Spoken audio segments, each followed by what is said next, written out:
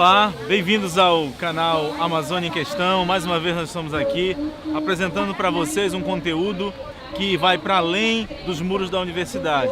A ideia, como vocês sabem, é nós conversarmos sobre temas atuais na Amazônia, discutindo com as pessoas que vivem a realidade. E hoje eu estou aqui com o nosso amigo Nego Gil, que é do CEDEMPA e milita na área da juventude. E eu estou aqui com você, eu queria que a gente conversasse um pouco hoje sobre como é que você vê a juventude hoje no momento atual. Pelo menos nós da juventude que estamos no campo de militância, né, a gente se vê na atividade, dentro de um contexto de formação política, de compreensão política, dentro do contexto atual que a gente vive. Né, onde... E essa política hoje, você tem sentido que tem diminuído direitos? Como é que você percebe essa situação política do país? Olha, com certeza, no sentido legal da coisa, esses direitos eles estão sendo retirados.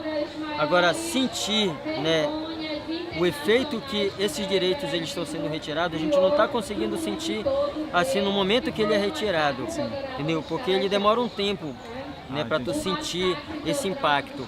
Mas alguns desses impactos a gente já vem sentindo hoje, né? Por exemplo, a questão do desemprego, né, que a juventude vem vivenciando. E você acha que a educação tem relação com isso? Quer dizer, você vê alguma dificuldade? Qual é a principal dificuldade, por exemplo, do jovem no acesso à universidade, no ensino médio? Como é que você acha que isso tem relação com o desemprego também? Olha, o acesso à universidade, ele é histórico para nós, entendeu? Então, não se trata só da questão do desemprego, se trata de uma questão, né, de uma filosofia política, de um projeto político.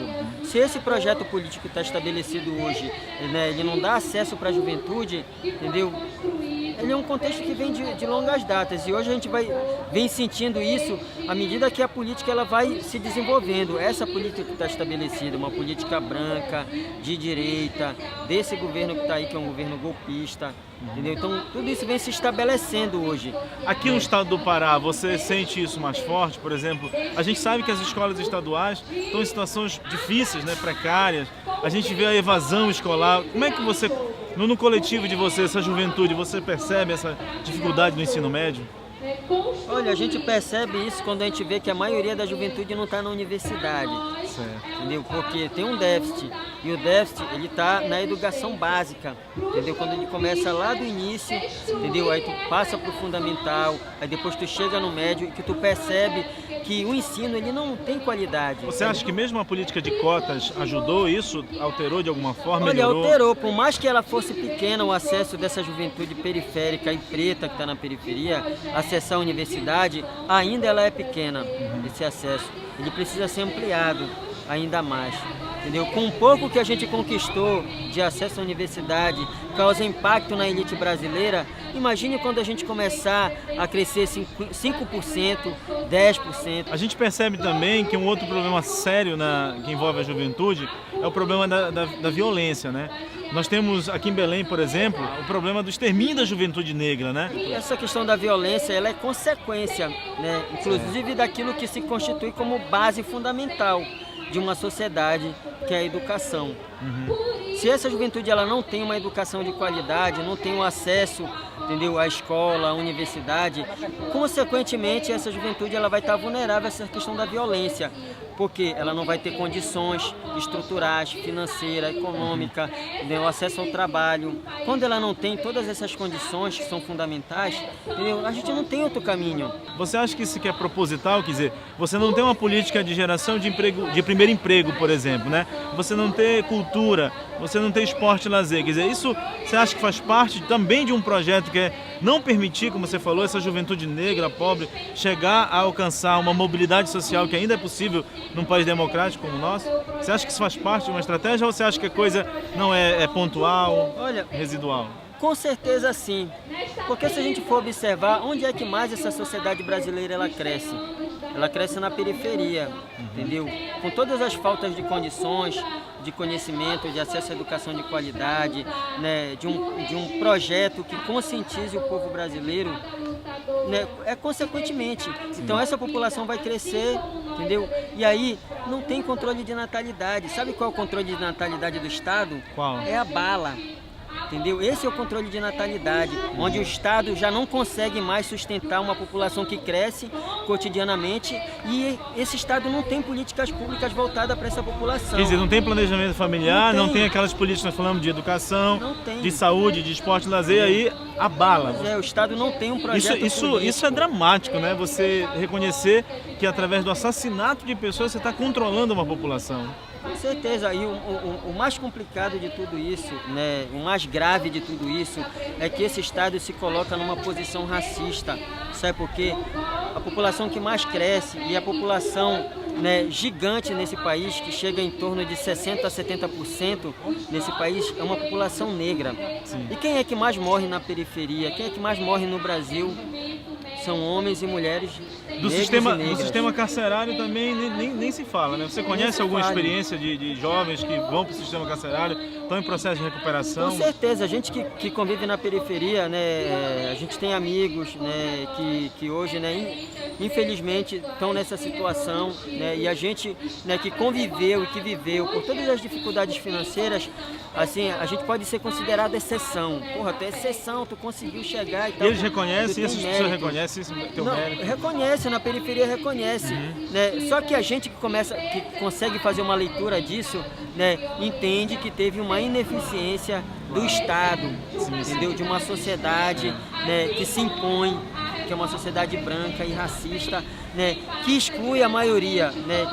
E a gente, né, por muitas das vezes, por não se entender, não compreender a política e não se ver nessa maioria, a gente acaba sendo levado nessa imposição dessa política. Pois é, então vamos para a gente ir encerrando.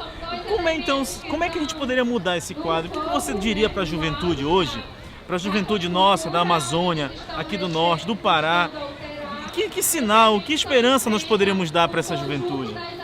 Olha, eu acho que isso a gente já vem fazendo, sabe? A gente vem fazendo isso com qualidade, com eficiência.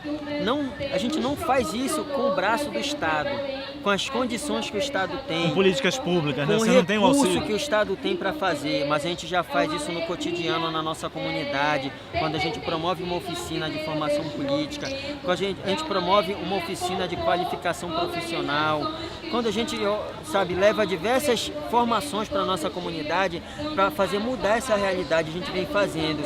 Só que a sociedade não consegue enxergar isso. Entendeu?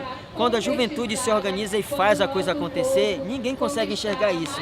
Mas quando a juventude, entendeu? Uma em meio de 100, em meio de 1000, faz alguma coisa errada, todo mundo sabe julgar e dizer que, olha, essa juventude hoje em dia não sabe fazer nada, sabe? Essa juventude hoje não presta, essa juventude é isso, isso e aquilo.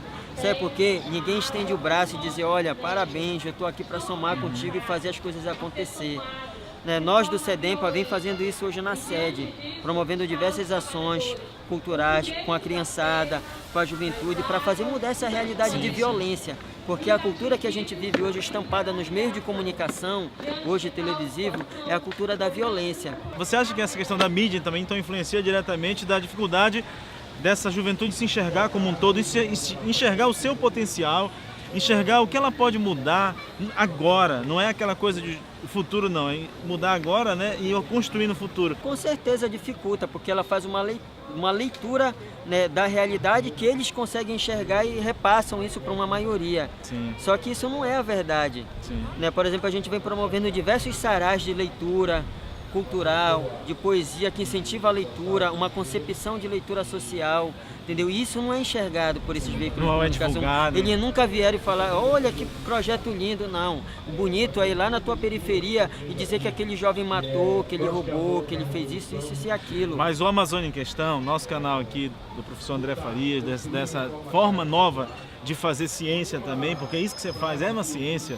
Nós vamos dar voz e vez a esses movimentos. Nós queremos, hoje nas redes sociais, nós sabemos que as redes sociais têm um papel importante e nós queremos estar mostrando isso que vocês estão fazendo. Então, parabéns, muito obrigado pela entrevista aí. E esperamos ter outros momentos lá no SEDEMPA, em outro projeto que nós tenhamos condições de mostrar para a nossa sociedade como é que um jovem, né, da periferia, negro, estuda, se qualifica, intervém, se forma politicamente, né, e atua para mudar esse quadro de realidade.